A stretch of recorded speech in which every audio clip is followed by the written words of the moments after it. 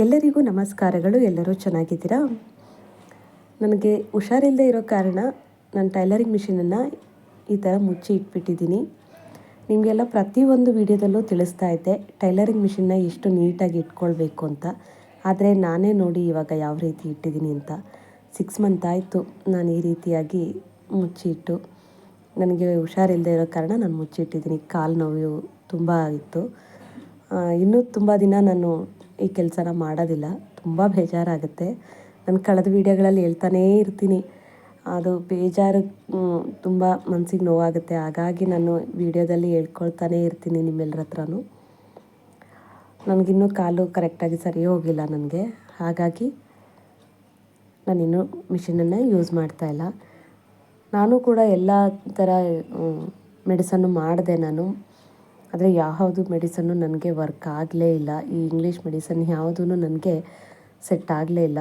ನನ್ನ ಕಾಲು ನೋವು ಕಡಿಮೆನೇ ಆಗಿಲ್ಲ. 1 ತಿಂಗಳವರೆಗೂ ನಾನು ಎದ್ದು ಕಾಲು ಇಡೋಕ್ಕೆ ಆಗ್ತಾಯಿರಲಿಲ್ಲ. ಅಷ್ಟು ಕಾಲು ನೋವು ಬರ್ತಾಯಿತ್ತು. ಒಂದೇ ಕಾಲು, ಬಲಗಾಲು. ಅದು ಜಾಸ್ತಿ ನಾನು ಮೋಟ್ರ್ ಮೇಲೆ ಕಾಲಿಡೋದ್ರಿಂದ ಅದು ಒಂದೇ ಕಾಲೇ ನನಗೆ ಜಾಸ್ತಿ ನೋವು ಬರ್ತಾಯಿತ್ತು. ಹಾಗಾಗಿ ನನಗೆ ಮಿಷಿನ್ ಮೇಲೆ ಕೂತ್ಕೊಳ್ಳೋದೇ ನಾನು ಬಿಟ್ಬಿಟ್ಟಿದ್ದೀನಿ ನಾನು. ಎಲ್ಲ ರೀತಿ ಮೆಡಿಸನ್ ಮಾಡಿದ್ರು ನನಗೆ ಇಂಗ್ಲೀಷ್ ಮೆಡಿಸನ್ ಎಲ್ಲ ಮಾಡಿದ್ರೂ ಯಾವುದರಲ್ಲೂ ನನಗೆ ಸರಿ ಹೋಗಲೇ ಇಲ್ಲ. ಇವಾಗಂತೂ ಕಂಪ್ಲೀಟಾಗಿ ಮಿಷಿನೇ ಮರ್ತು ಬಿಡಬೇಕು ಅನ್ನೋ ಥರ ಆಗಿಬಿಟ್ಟಿದೆ. ಎಲ್ಲರೂ ಹುಷಾರಾಗಿ ಟೈಲರಿಂಗ್ ಕೆಲಸ ಮಾಡೋರು ಹುಷಾರಾಗಿ ಕೆಲಸ ಮಾಡಿ. ತುಂಬ ಟೈಮ್ ಕುತ್ಕೊಳ್ಳೋದ್ರಿಂದನೂ ಕೆಲವರಿಗೆ ಆಗುತ್ತೆ, ಎಲ್ರಿಗೂ ಆಗಲ್ಲ. ಕ್ಯಾಲ್ಶಿಯಮ್ ಪ್ರಾಬ್ಲಮ್ ಇರೋವಂಥವ್ರಿಗೆ ಮಾತ್ರ ಈ ರೀತಿ ಆಗುತ್ತೆ ಅಂತ ಹೇಳಿದರು. ನಾನು ಆಯುರ್ವೇದ ಟ್ರೀಟ್ಮೆಂಟ್ನ ಮಾಡಿದೆ. ಹಾಗಾಗಿ ಸ್ವಲ್ಪ ಪರವಾಗಿಲ್ಲ, ಇವಾಗ ನನಗೆ ಕಡಿಮೆ ಆಯ್ತದು. ಇಂಗ್ಲೀಷ್ ಮೆಡಿಸನ್ ನನಗೆ ಯಾವುದೂ ನನಗೆ ಆಗಲೇ ಇಲ್ಲ.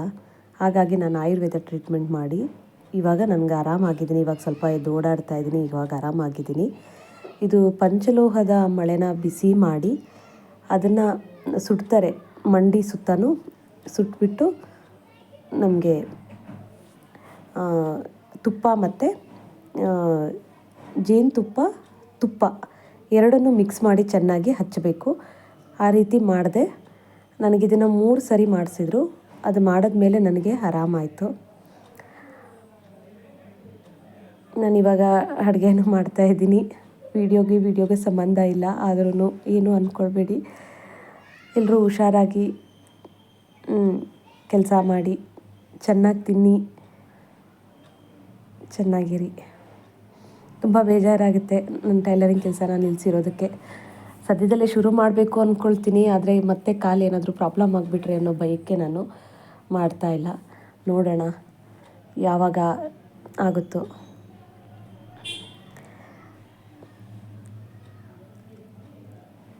ತುಂಬಾ ಬೇಜಾರಾಗುತ್ತೆ ಟೈಲರಿಂಗ್ ಕೆಲಸನ ಬಿಟ್ಟು ಮನೆಯಲ್ಲಿ ಸುಮ್ಮನೆ ಕೂತ್ಕೊಂಡಿರೋದಕ್ಕೆ. ಇಷ್ಟು ಬಟ್ಟೆಗಳನ್ನ ಸ್ಟಿಚ್ ಮಾಡ್ತಾಯಿದ್ದೆ, ನೀವೇ ನೋಡ್ತಾ ಇದ್ರಲ್ಲ. ತುಂಬ ಬಟ್ಟೆಗಳನ್ನ ಸ್ಟಿಚ್ ಮಾಡ್ತಾಯಿದ್ದೆ. ಇವಾಗ ಒಂದು ಬಟ್ಟೆನೂ ಸ್ಟಿಚ್ ಮಾಡ್ತಾಯಿಲ್ಲ ನಾನು. ತುಂಬಾ ಬೇಜಾರಾಗ್ತಾಯಿದೆ. ಇರಲಿ, ಅದಕ್ಕೂ ಒಂದು ಟೈಮ್ ಬರುತ್ತೆ. ಸ್ವಲ್ಪ ದಿನ ರೆಸ್ಟ್ ಮಾಡಿ ಆಮೇಲೆ ನಾನು ಶುರು ಮಾಡ್ತೀನಿ. ನಾನು ವೀಡಿಯೋಗಳ್ನೂ ಕೂಡ ಮಾಡೋಕ್ಕಾಗ್ತಾಯಿಲ್ಲ. ಅದನ್ನು ನೋಡಿದ್ರೆ ತುಂಬ ಬೇಜಾರಾಗುತ್ತೆ ಅನ್ನೋ ಕಾರಣಕ್ಕೆ ನಾನು ಮಿಷಿನ್ನು ಕೂಡ ಇದು ಮಾಡ್ತಾಯಿಲ್ಲ.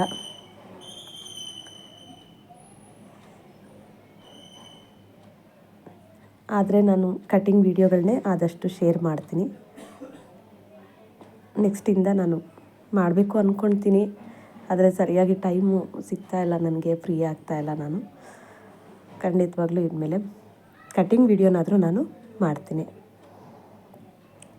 ಯಾರಿಗೆಲ್ಲ ಕಟ್ಟಿಂಗ್ ವೀಡಿಯೋ ಬೇಕು ಕಮೆಂಟ್ ಮಾಡಿ